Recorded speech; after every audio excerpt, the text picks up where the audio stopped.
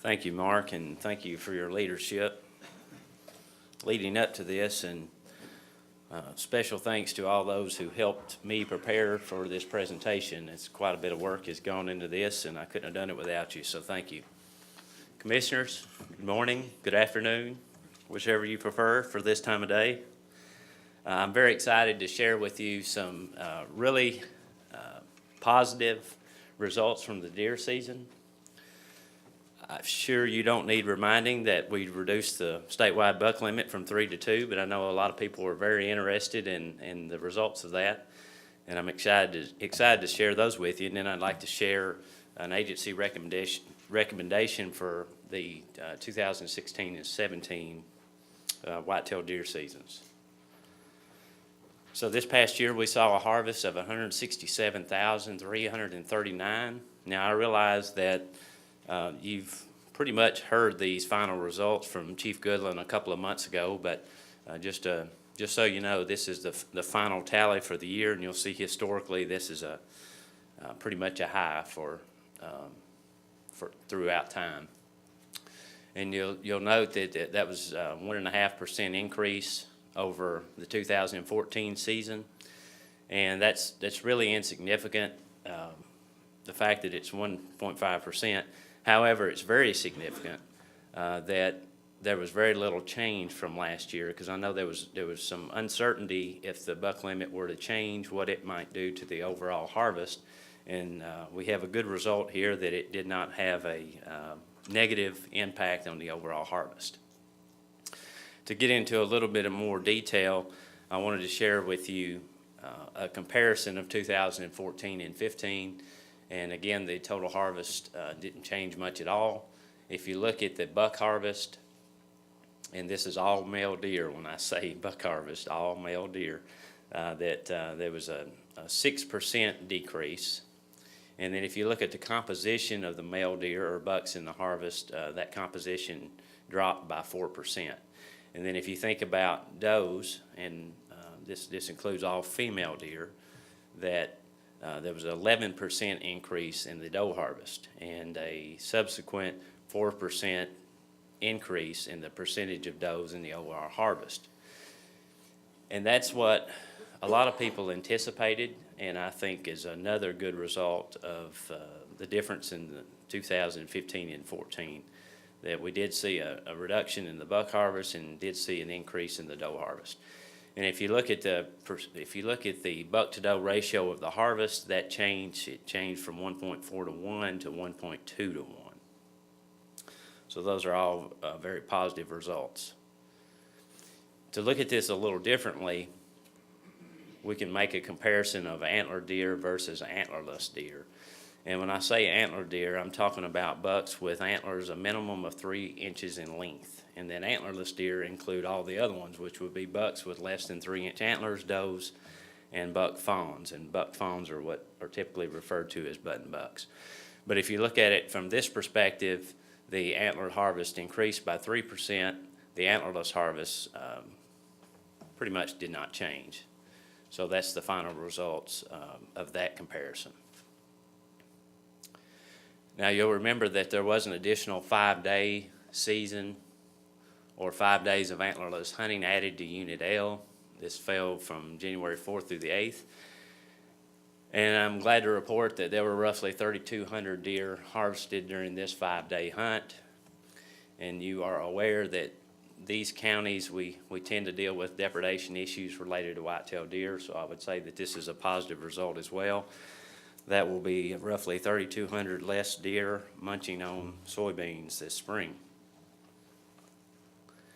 The age structure of this past year as compared to 14 is not much change there. You see a slight increase in the percentage of 3.5-year-old antlered bucks.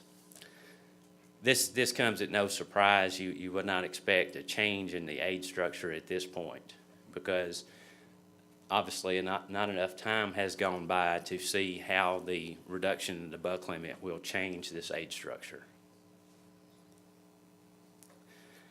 This is the most interesting and intriguing result that I have found in looking at the difference between 2014 and 15.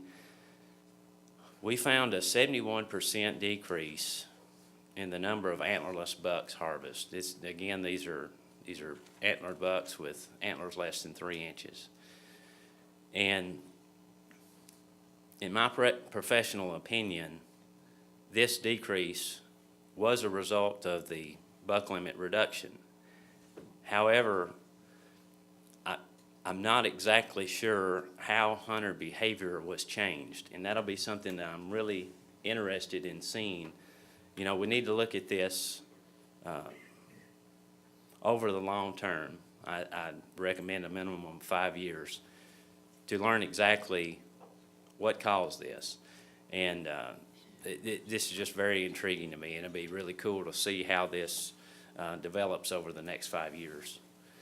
You know, there are lots of things that can impact the harvest, and I think it's very significant that the overall harvest didn't change that much. But there's something here, and this is just really intriguing.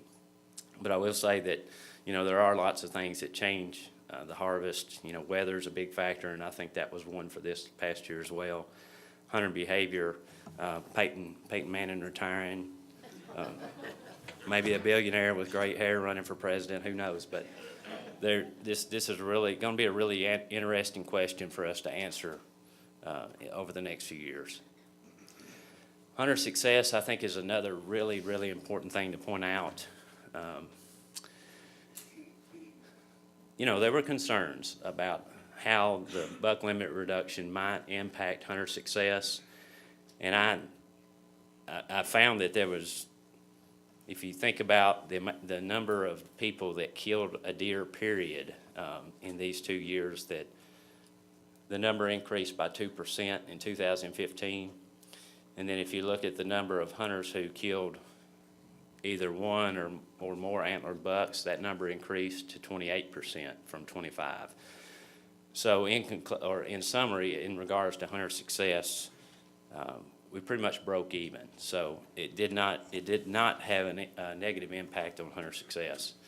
And if you want to talk about antlered bucks specifically, and this really hasn't changed since Mark shared it with you, but this is the number of hunters that harvested 1, 2, or 3 or more antler deer, and the number of hunters that took one increased by 9,700, and then the number that took 2 or 3, both of those showed a decrease.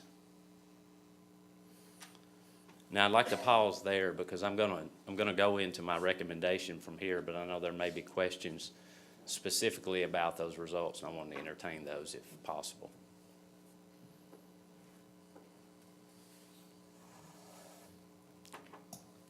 Any questions by the commission of what we've been presented to this point? Go back about 4 slides to that antlerless buck harvest. You're not going to ask him to, from a biological standpoint, to try to explain what an antlerless buck is, are you? I was going to ask him what other states have as a rule on their antlerless buck. I'm prepared to entertain that, and I'll Don't dance or? I love to dance. I mean, it's no problem to dance. You want me to dance? I'll dance. If you'll allow me just a moment here to retrieve some more information.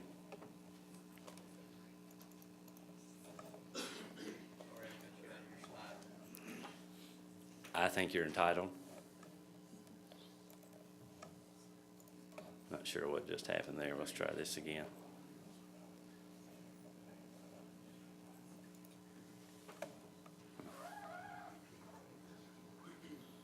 Okay, so let's talk about this just a moment. And this is the definition as it currently stands in Tennessee.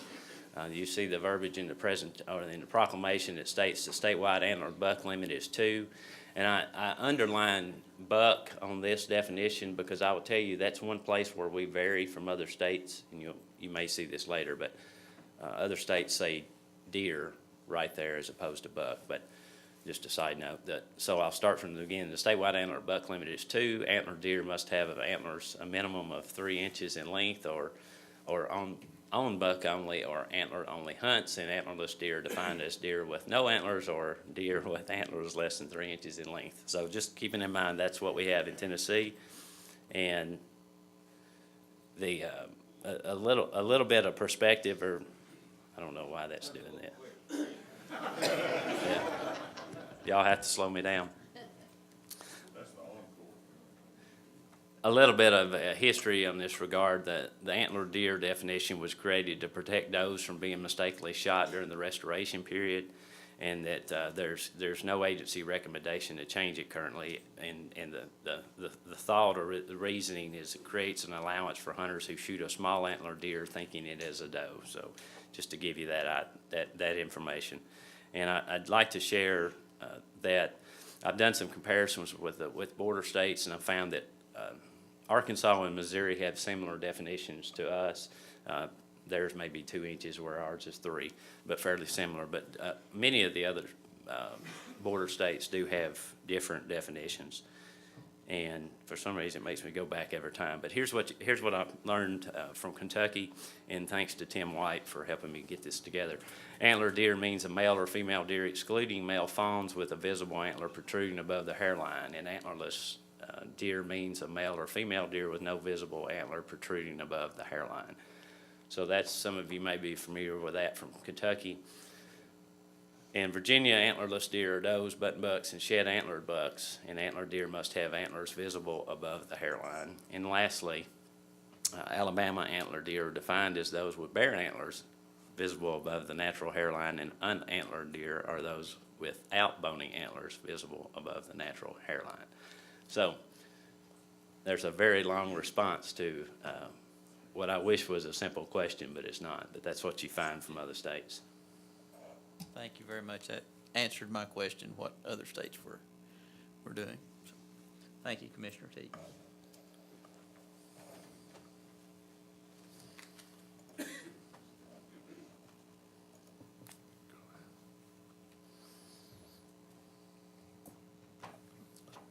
I think we're gonna take a break now. I'm hungry, so it's my committee, I guess. We're gonna He gets break. cranky How when he's long? hungry Is too. it It's a- dangerous. I didn't cater. I don't know what we're dealing with. Is it a lengthy? If Commissioner Teague is hungry, he gets grumpy, so we're gonna take care of this. No, thank you, Commissioner Teague. We're going to recess, and we'll reconvene at 1 o'clock. Thank you.